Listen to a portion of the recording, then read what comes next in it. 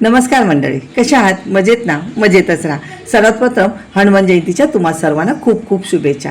इथे आपण पाव वाटी दही घेतलेले, 2 चमचे तूप घेतलेले, 2 चमचे दुधाची पावडर, पाव चमचा सोडा घेतलेला आहे. सर्व छान मिक्स करून घेतलं. मिक्स करून घेतल्यानंतर त्याच्यामध्ये 1 वाटी मैदा टाकायचं आणि हे गोळा तयार करून घ्यायचा. आता 10 मिनिटं रेस्ट करायला ठेवायचं. इथे 1 वाटी साखर, 1 वाटी पाणी, थोडंसं वेलदोड्याची पावडर आणि केशर. जसं आपण गुलाबजामचा पाक करतो तसा पाक तयार करून घ्यायचा. इथे आता ही आपण पोळी लाटून घ्यायची, जाडसर पोळी लाटून घ्यायची आणि त्याच्यामध्ये आपण स्क्वेअरमध्ये कट करून घेतले जसे बिस्किटासारखे. आता हे आपण शेलो फ्राय करून घ्यायचं. मीडियम गॅसवरती दोन्ही बाजूनी सोनेरी कलर येईपर्यंत तळून घ्यायचे आणि गरम असतानाच आपल्याला पाकामध्ये टाकायचे आणि पाक पूर्ण ऑब्झर्व झाला, शोषून घ्यायला पाहिजे म्हणून गरम असतानाच टाकायचे. इथे आता पाक आपण 1 तासानंतर बघूया.